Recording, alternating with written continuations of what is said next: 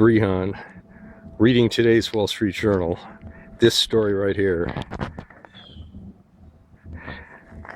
Tell me about Myles Connor. Myles Connor. Art theft, art thief, among other things. Right. He went to grade school with me. Yeah. And then we went to see, he and I and my friend Larry went down to Mattapan Square and saw any movie that was there every Saturday. Yeah. And one Saturday we saw Blackboard Jungle. Yeah. And we must have gotten there late because I now know the soundtrack plays during the opening credits and the closing credits. When was this, 58? No, 1955. Yeah. You were in a band with him. What? You were in a band with him. Well, after we heard that record, Rock Around the Clock, we got in a band together. And you have his very first recording. I have his... Only recording. I have his earliest surviving recording. Why is he not known as anything other than an art thief? Was he a good musician? He was. He's on Volume 4 of the Raging Teens. Really? That's him in the lower right on the motorcycle. Really? Uh-huh. What did he play? He sang and played guitar. Is he good? Very good. This is a fast throwaway side of his first single release. When did he turn to crime? His first big heist was in 1965. Did you know him then? Yes, but I had been drafted in 64. Yeah. And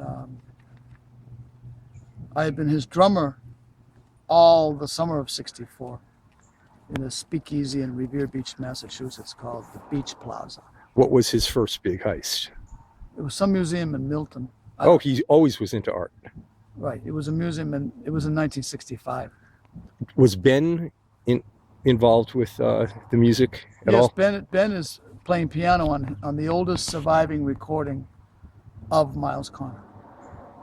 It's a session that I arranged for and paid for because I wanted to record some songs, and I had a guitar player that didn't show up, and we called Myles, and he showed up. What was the song that he did? Written in the Stars. That was his song? He wrote it?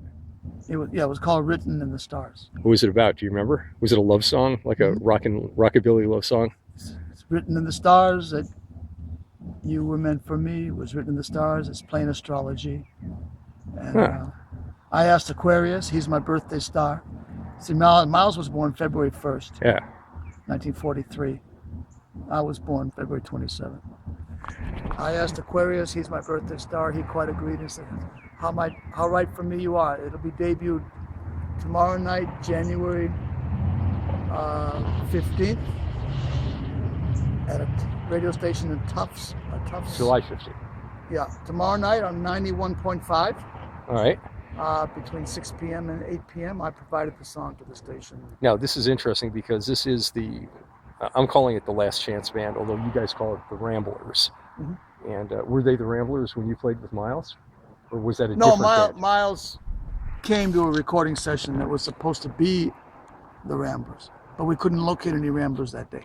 So he was a stand-in Rambler. Yeah. He rambled in. He rambled in, and he brought a bass player, and another fellow I knew came, and nobody knew each other, and the songs came together, and one of them was by Myles.